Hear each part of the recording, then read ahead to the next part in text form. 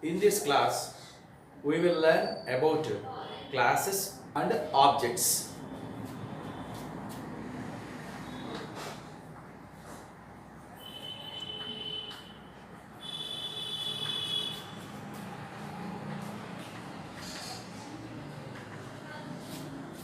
In concepts of OOP, we define what is a class and what is an object. Coming to this class, how to define and how to write the syntax of class in a program and how to write a syntax an object. Okay, so if you want to define class, just use class name, class name. Classes objects ఉపయోగించి Java programme రాసేటప్పుడు క్లాస్ని ఏ విధంగా declare చేయాలి, ఆబ్జెక్ట్స్ని ఏ విధంగా declare చేయాలి అని చూస్తే కనుక మనం క్లాస్ని డిక్లేర్ చేయడానికి క్లాస్ ఇది కీవర్డ్ స్పేస్ క్లాస్ నేమ్ అని ఇవ్వాలి. నెక్స్ట్ కర్లీ బ్రాస్ ఓపెన్ చేయండి.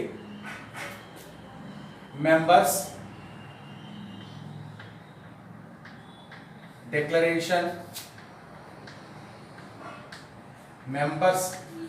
declaration methods definition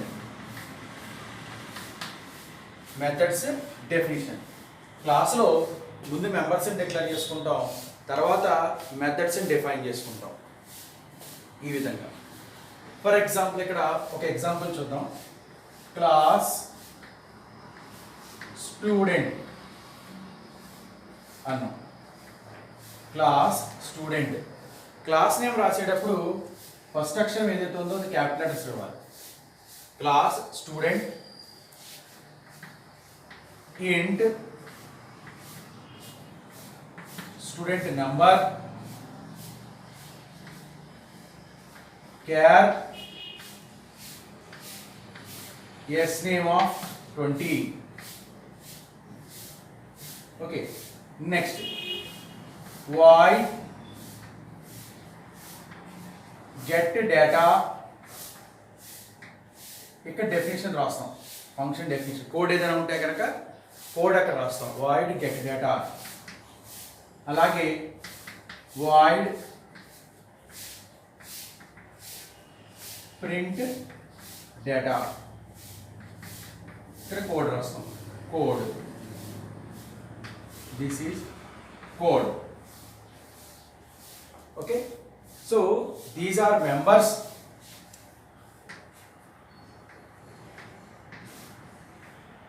and these are methods. ఆ పై ఏమో మెంబర్స్ అవుతాయి, కిందవేమో మెథడ్స్ అవుతాయి అన్నమాట. ఇది మనం క్లాస్ డిఫైన్ చేసుకునేటువంటి విధానం. మరి ఆబ్జెక్ట్ని ఎలాగా డిక్లేర్ చేస్తాము? ఇది మెయిన్ మెథడ్లోకి వెళ్ళండి. మెయిన్ మెథడ్ డెఫినేషన్లోకి వెళ్ళిన తర్వాత మనకి ఆబ్జెక్ట్ని డిక్లేర్ చేసుకోవాలనుకుంటే, ఆబ్జెక్ట్ని డిఫైన్ చేసుకోవాలనుకుంటే అది ఏ క్లాస్కి అనేది ముందర ఐడెంటిఫికేషన్ చేయండి. Which class object, A class సంబంధించి ఆ క్లాస్ నేమ్. మెయిన్ మెథడ్లోకి వెళ్ళిన తర్వాత class name space object name equal to new class name of and write class name space object name equal to new class name of అని చెప్పేసి main method లో మనం declare చేసుకుంటాం. Example చూడాలంటే ఇప్పుడు student అనేటువంటి క్లాస్ కి మనం ఆబ్జెక్ట్ క్రియేట్ చేద్దాం అనుకున్నాం. మెయిన్ స్టూడెంట్ అనేటువంటి క్లాస్ కి ఆబ్జెక్ట్ క్రియేట్ చేయాలంటే క్లాస్ పేరు ఏముంది? స్టూడెంట్. ఆబ్జెక్ట్ ఏం క్రియేట్ చేద్దాం? STU. క్లాస్ నేమ్ ఏంటి? Student space STU equals to new student of అని రాస్తాం. Student STU equal to new student of అని చెప్పి రాస్తాం. ఇది మెయిన్ మెథడ్ లో మనం ఒక క్లాస్ కి ఆబ్జెక్ట్ డిక్లేర్ చేసుకుంటే విధానం. ఇప్పుడు అదే మెథడ్ ఎలా కాల్ చేయాలి? మెథడ్ ని కాల్ చేయాలంటే object name dot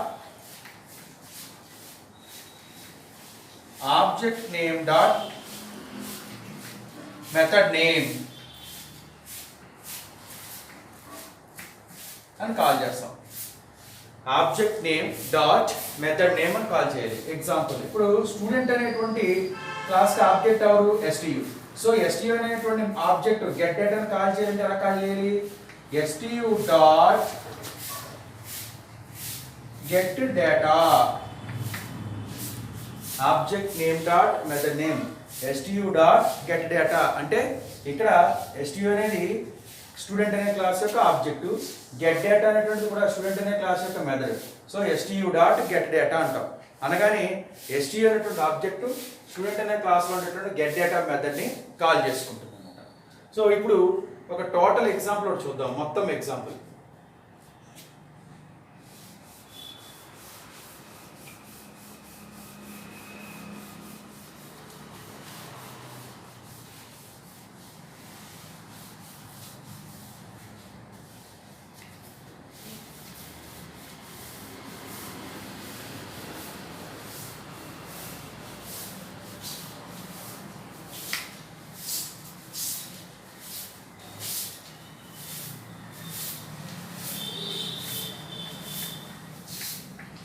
Program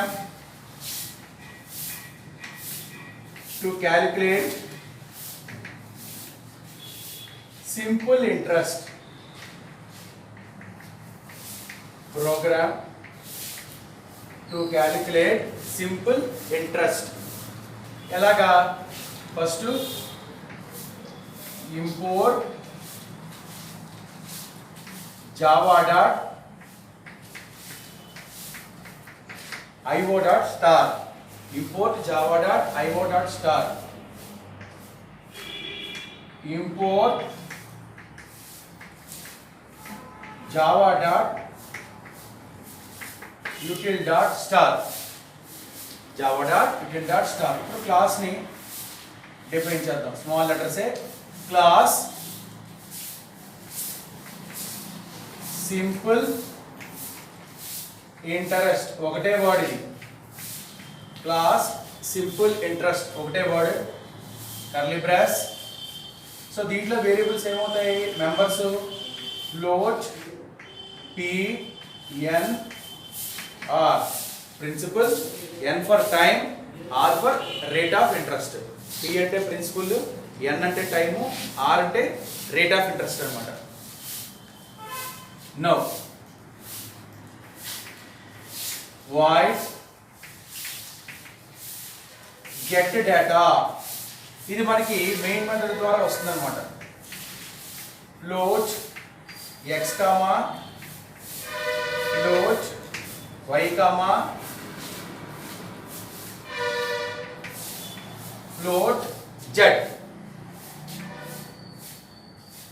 now ఈ x ఎవరికి అసైన్ అవుతారు? p. y ఎవరికి అసైన్ అవుతారు? n కి. z ఎవరికి అసైన్ అవుతారు? r కి. సో ఇలా ఇనిషియేట్ చేసాం. కీబోర్డ్ ద్వారా వచ్చినటువంటి x y z values respective గా p n r కి అసైన్ చేస్తాం. ఇది గెట్ డేటా. నెక్స్ట్ ప్రింట్ చేద్దాం. Float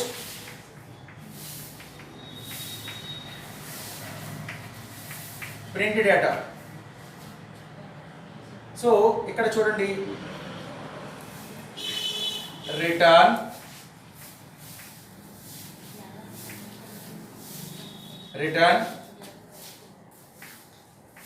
p star n star r by 100.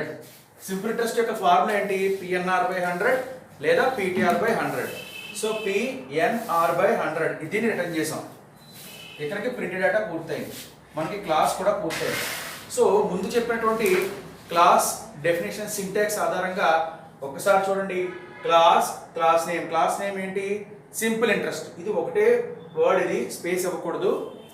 Float PNR అంటే ప్రిన్సిపల్, N అంటే టైము, R అంటే rate of interest. Float variables declare చేసుకున్నాం.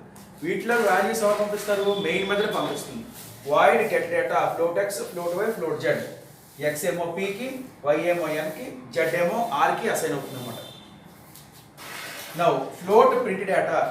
So p into n into r by 100 calculate అయ్యి అది return అవుతుంది అనమాట.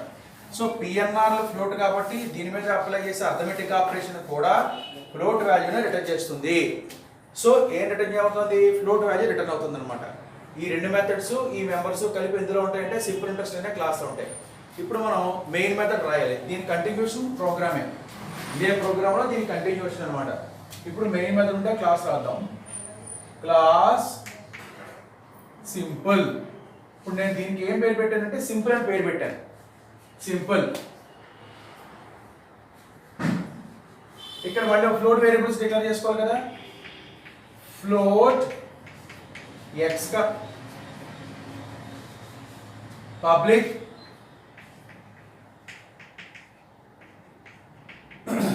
Static void main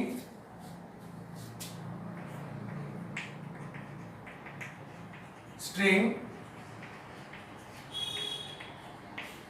args, string args command and arguments. now main open చేశాను. తర్వాత float x, y, z 3 variables declare చేసుకున్నాను. now ఇప్పుడు scanner sc is equal to scanner sc. SC అనేది scanner object అన్నమాట. ఏమని రాయాలి? New scanner of system dot I N. New scanner of system dot I N. Now ఇప్పుడు simple interest అనే క్లాస్కి object create చేసుకోవాలి కదా. ఎందుకంటే మనం ఆ మెయిన్ మెథడ్ ద్వారా ఎంటర్ చేయబోయేటువంటి principal, time, rate of interest మూడు కూడా ఈ మెథడ్ ఈ క్లాస్లోకి వెళ్ళాలి. అంటే ఇందులో ఉండే మెథడ్స్ కాల్ చేయాలి.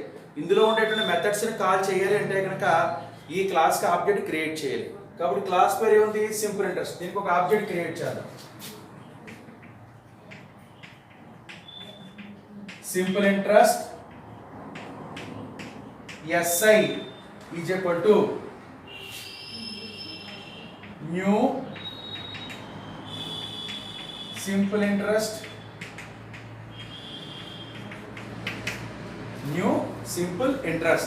సో ఎస్ఐ అనేటువంటి ఆబ్జెక్ట్ క్రియేట్ చేసాం. ఇప్పుడు ఏం చేయాలి? కీబోర్డ్ ద్వారా principal, time, rate of interest వాల్యూస్ని ఇన్పుట్ తీసుకోవాలి. సో అవుట్పుట్ స్టేట్మెంట్ రాద్దాం. System dot out dot print L N. Next లైన్లో రాస్తాను, ఆ ప్లేస్ సరిపోక అక్కడ. Enter P N R. ఇది కంటిన్యూషన్ స్టేట్మెంటే. System dot out dot print L N enter P N R. ఇప్పుడు చూడండి, X is equal to P అంటే వాల్యూ దేంట్లో తీసుకోవాలి? ఎక్స్లో కదా. X is equal to SC dot next float. ఇంటీజర్కి అయితే మనం నెక్స్ట్ ఇంట్ అని తీసుకోవాలి. ఫ్లోట్ కాబట్టి ఏం తీసుకోవాలి? నెక్స్ట్ ఫ్లోట్ అని తీసుకోవాలన్నమాట. Next float. అదేవిధంగా y is equal to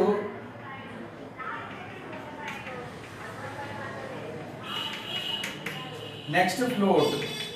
z is equal to SC dot next float. ఈ నెక్స్ట్ ఫ్లోట్ అనేది ఒకటే వర్డ్ అనమాట. x is equal to SC dot next float, y is equal to SC dot next float, z is equal to SC dot next float. అంటే XYZ లోకి ఎక్స్లోకి ఏమో p, వైలోకి ఏమో n, జెడ్లోకి ఏమో r value తీసుకుంటాం అనమాట. p అంటే principal, తర్వాత y అంటే టైమ్, r అంటే రేట్ ఆఫ్ ఇంట్రెస్ట్. అంటే p అంటే ప్రిన్సిపల్ అని ఎలా తీసుకుంటాం అంటే ఒక అమౌంట్ మనం తీసుకొచ్చినప్పుడు లోన్లో ఎంత అమౌంట్ మనం లోన్ తీసుకున్నాము, అది ఎన్నాళ్ళు, రేట్ ఆఫ్ ఇంట్రెస్ట్ ఎంత, ఈ మూడు విషయాలు తెలుసుకోవడం కోసం సింపుల్ ఇంట్రెస్ట్ అనమాట. సో ఎక్స్లోనేమో ప్రిన్సిపల్ తీసుకుంటాం అమౌంట్, వైలోనేమో టైము, ఆర్ జెడ్లోనేమో రేట్ ఆఫ్ ఇంట్రెస్ట్ తీసుకుంటాం. నా ఇప్పుడు మన దగ్గర XYZ ఉన్న వీడియో ఎక్కడ పంపించాలి? గెట్ డేటాలోకి పంపించాలి. గెట్ డేటాలో పంపించాలంటే గెట్ డేటాని కాల్ చేయాలి కదా. గెట్ డేటా అనేది ఏ క్లాస్లో ఉంది? సింపుల్ ఇంట్రెస్ట్ అనేటువంటి క్లాస్లో ఉంది. సో సింపుల్ ఇంట్రెస్ట్ ఇక్కడ మనం ఆబ్జెక్ట్ క్రియేట్ చేసుకున్నాం కదా, SI. కాబట్టి SI dot get data. SI dot get data of, దీంట్లో పంపించాలి కదా, XYZ మూడు వాల్యూస్ని గెట్ డేటాలో పంపించాను. ఆ మూడు ఎక్కడికి వస్తాయి, ఇగో ఇక్కడికి వస్తాయి XYZకి. ఈ XYZ ఏమో దీని లోకల్ వేరియబుల్స్, ఈ XYZ ఏమో దీని లోకల్ వేరియబుల్స్ ఇక్కడవి, ఇవి ఇక్కడికి వెళ్తాయి. ఆ X వచ్చేమో Pకి, Y వచ్చేమో Nకి, Z వచ్చేమో R రేట్ ఆఫ్ ఇంట్రెస్ట్కి అసైన్ అవుతుంది అనమాట. సో మన దగ్గర PNR రెడీగానే ఉన్నాయి, క్యాలిక్యులేట్ చేయాలి కదా, ప్రింట్ డేటా. సో దీనికి ఏంటంటే మనం ఇంకొక వేరియబుల్ తీసుకున్నాం, S అనే ఒక వేరియబుల్ తీసుకున్నాం, అంటే సింపుల్ ఇంట్రెస్ట్కి. S is equal to SI dot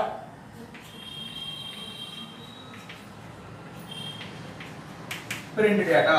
S is equal to SI dot print data అంటే PNR బై 100 క్యాలిక్యులేట్ అయిపోయి ఇది ఫ్లోట్ రిటర్న్ చేస్తుంది కదా, ఆ రిటర్న్ అయిన ఫ్లోట్ ఎందులోకి వస్తుంది, ఫ్లోట్ వాల్యూ రిజల్ట్ Sలోకి వస్తుంది అనమాట. Sలోకి వచ్చిన తర్వాత ఆ రిజల్ట్ మనం ఇక్కడ ప్రింట్ చేస్తాం. ఓకే, సో ఇక్కడ చూడండి, P float, N float, R float, దీని మీద అప్లై చేసే అర్థమెటిక్ ఆపరేషన్ కూడా ఫ్లోటే అవుతుంది. ఓకే, సో ఇది రిటర్న్ చేసేది ఫ్లోటే, ఇక్కడ రిసీవ్ చేసుకునే వాళ్ళు కూడా ఖచ్చితంగా ఫ్లోట్ వాల్యూ అయి ఉండాలి. S is equal to SI dot print data అన్నాం. ఓకే, నా ఇప్పుడు దీన్ని ప్రింట్ చేద్దాం.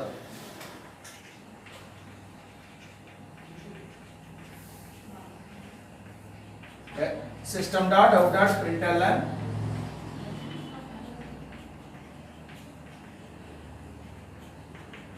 Simple interest plus SI, simple interest quotation లో పెట్టి S అంటే SI కాదు S. సో మన దగ్గర క్యాలిక్యులేట్ చేసిన సింపుల్ ఇంట్రెస్ట్ వాల్యూ S లో ఉంది కాబట్టి ఈ S ని ప్రింట్ చేస్తాం. ఇక్కడికి మెయిన్ క్లోజ్ చేస్తాం, అయిపోయిన ప్రోగ్రామ్, క్లాస్ని క్లోజ్ చేస్తాం. ఒకసారి ఓవరాల్ ప్రోగ్రామ్ డయాగ్నోసిస్ చేసి చూద్దాం. దీంట్లో మనం రెండు క్లాసులు తీసుకున్నాం. ఒకటి ఎప్పటిలాగే టేబుల్ వేద్దాం, class name, members, methods,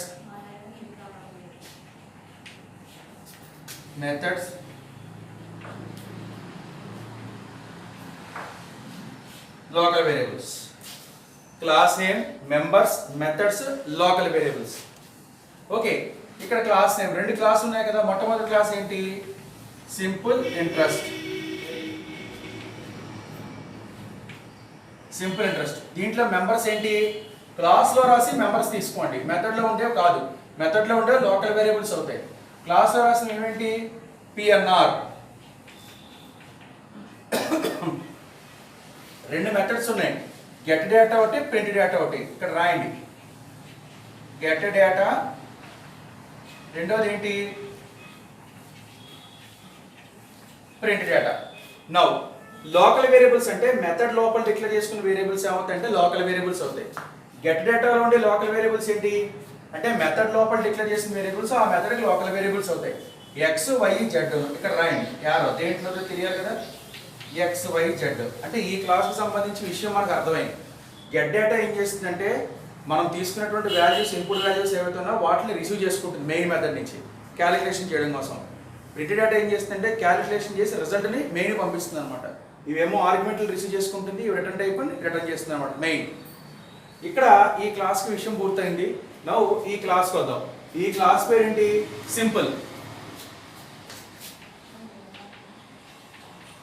simple అనేటువంటి క్లాస్లో మెంబర్స్ ఏమైనా ఉన్నాయా, మెంబర్స్ అనగానే క్లాస్లో చూడాలి తప్ప మెథడ్లో చూడకూడదు. ఇక్కడ మనం క్లాస్లో ఎటువంటి మెంబర్స్ కూడా డిక్లేర్ చేయలేదు. సాధ్యమైనంత వరకు మెయిన్ మెథడ్ రాసినటువంటి క్లాస్లో మెంబర్స్ ఉండవు 90%.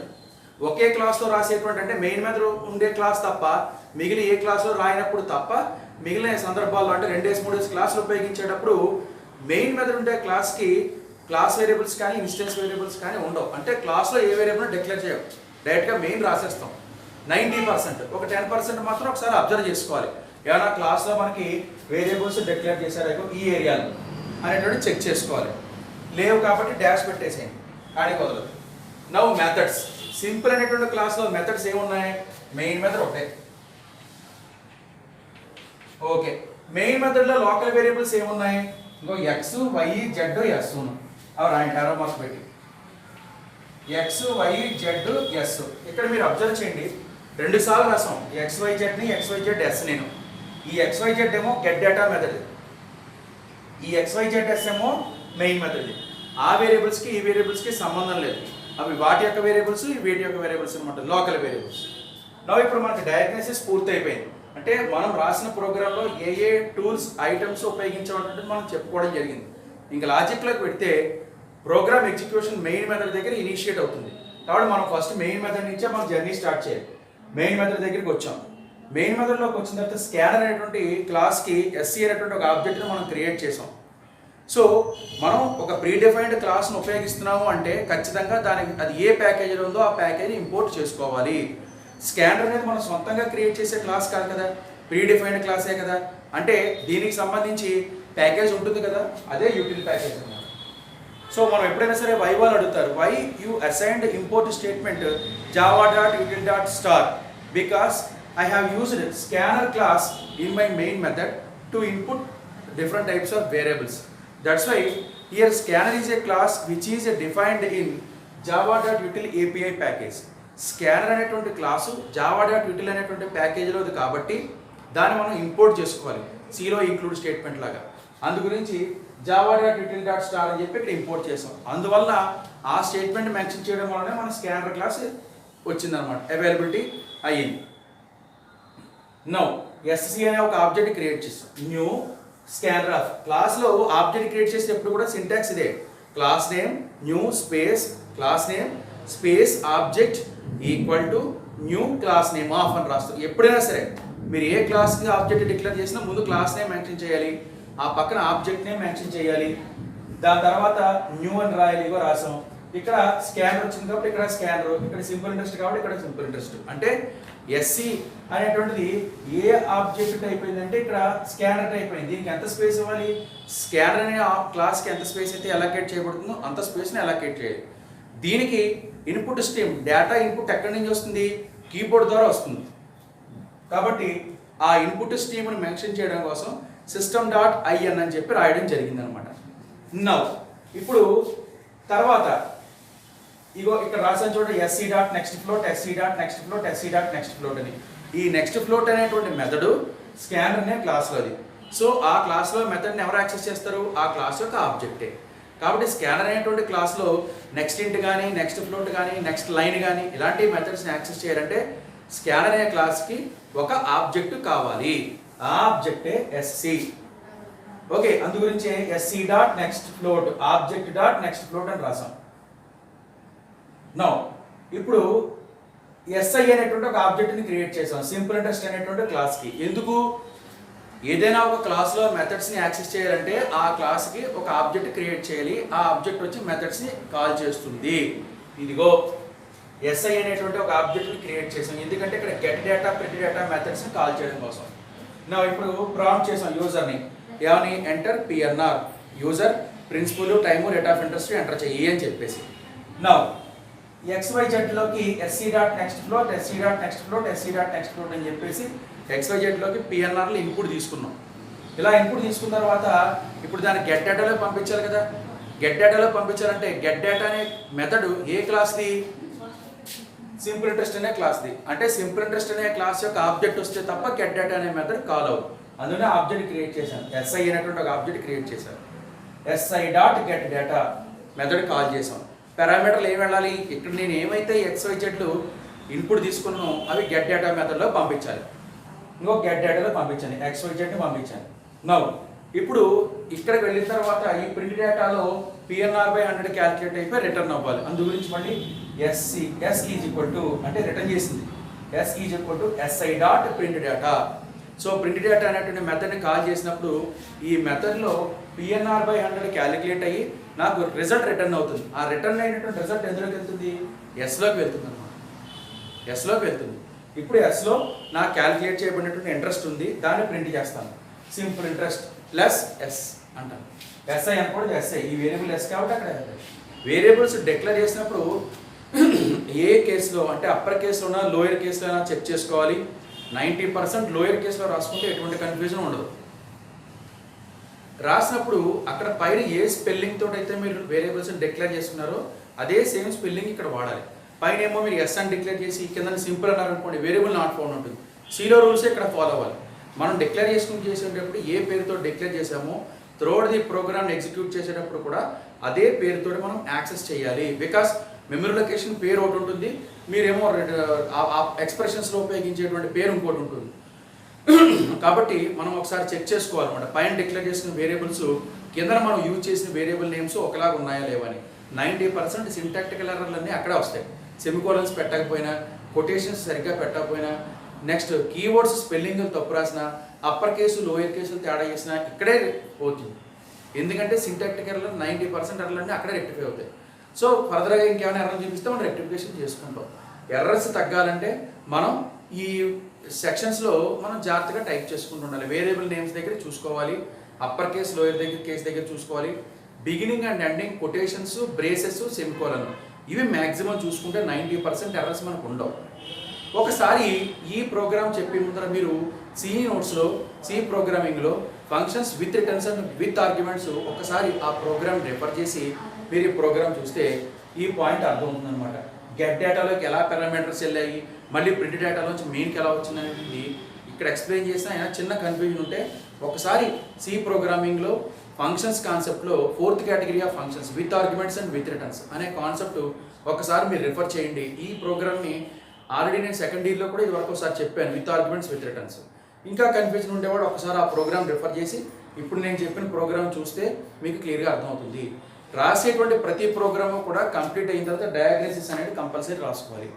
You should diagnosize the program, which number of classes are used and which number of members and which number of variables are used, which number of methods are used అనేది రాసుకుంటే ముందర execution క్లియర్గా అర్థమవుతుంది. Okay, thank you.